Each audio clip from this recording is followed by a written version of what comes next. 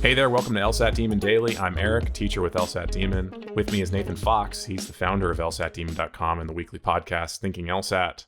Got an email from Anonymous. Hey, Ben, Nathan, and/or Erik. Focusing on accuracy on LR, but tend to move from the right answer to the wrong all the time. Usually never the opposite. Any podcast episodes on overthinking the right answer choice or anticipation for LR? If not, please do one. Happy to.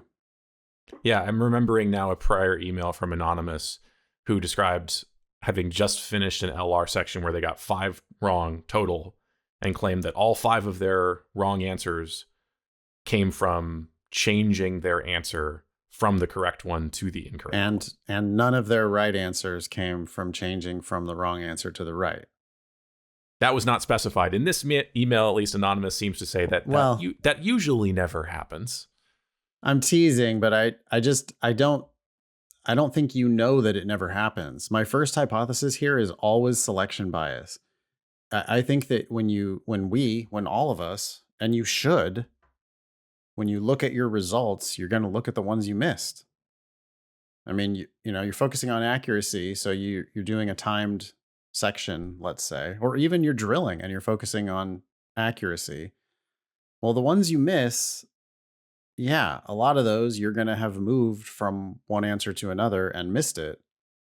But the ones you get right, are you even reviewing them? Or do you just go, yeah, right, I knew that. I figured that one out. Because you did. You figured it out. But you probably moved from one, at some time you were on one answer and then you went to another one. That certainly happens sometimes. You just don't catch it in your review. So I'd be really shocked if this was legit. In fact, I would go so far as to say I would pretty much guarantee that you move more often to the right answer than from the right answer. Well, anytime you look at answer choice A and decide not to pick it, right, and pick answer choice B because that's correct instead, that's moving from the wrong one to the right one. Yeah, even if you only went through the answers once, you read A and you go, nah. You read B and you go, well, maybe. You read C, nah. You read D and you go, oh yeah, there it is. Well, okay, you gave a maybe to B. It wasn't like you had selected it, but you gave a maybe to it and then you picked D.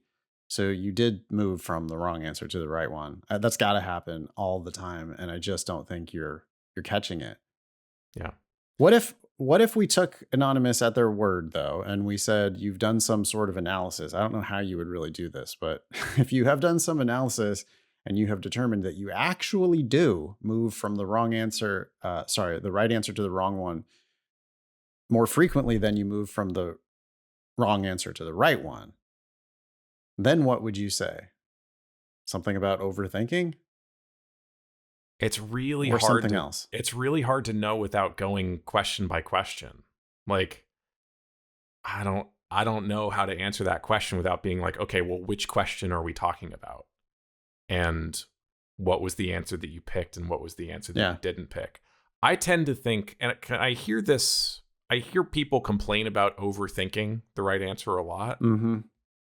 Trying to break down what that might actually be. My thought is that it's not really overthinking. It's you've somehow distracted yourself with something. Yeah. It's not that you're thinking too much. It's that you're thinking about the wrong thing, or something in an answer choice has caused you to become distracted from what's actually important. Yep. And that's what I think overthinking is. Yep. In which case, how do you fight back against that? Well, be really clear on what's actually important at every step. And that comes from the very beginning of how you read the passage in the first place, focusing on what's the author's conclusion, why do they think that they are making their point, and what's wrong about it. And it always has to come back to that, to what's the author's conclusion, why do they think they made their conclusion. It's a good point. If you're spending a lot of time comparing two answers to one another, you've already kind of lost, because you should have had a better prediction going into the answers. You should be predicting half the answers probably on logical reasoning, and you should have a good idea on many of the rest of them.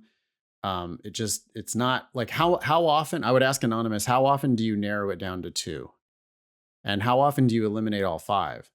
Because if you never eliminate all 5, you're making a mistake. And if you narrow it down to 2 really frequently, you're also making a mistake.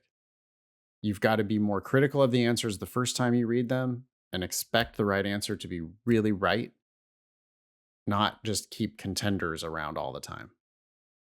So the other thing I wanted to say about this is that you have to remember that it takes 2 mistakes to miss a question.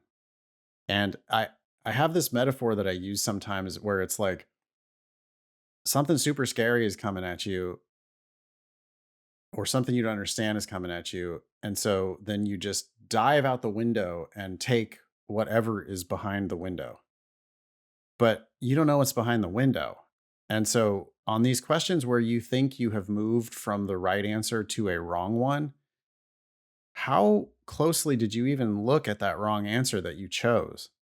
Because I think people punt sometimes where they go, oh, well, I just saw one word in this answer that I'm not quite sure about. Like it doesn't conclusively eliminate the answer because it turns out to be right.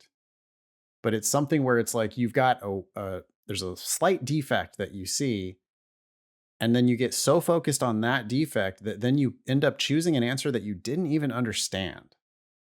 So not only did you not choose the right answer, which everybody worries about, but you did choose this wrong answer. How could you have done that? Because it doesn't answer the question correctly. Yeah, you must have wrong. If you overthought the correct answer and picked a wrong one, then you must have underthought the one that you picked. Thank you. Yeah. That's a cleaner way of saying the same thing. Yeah, that's a better way of saying it. It's like, well, why aren't you overthinking all the answers in that case? It wasn't overthinking. If anything, it was underthinking. Maybe you didn't really read. You probably, in a lot of cases, you didn't really read the correct answer because you didn't realize that it was correct. And then you kind of panicked and picked some other answer that you also didn't really read because it's incorrect. But I really don't think it's a matter of overthinking. Thanks, Anonymous. Email daily@lsatdemon.com if you'd like to ask us a question or share some LSAT or law school admissions news. Thanks for listening.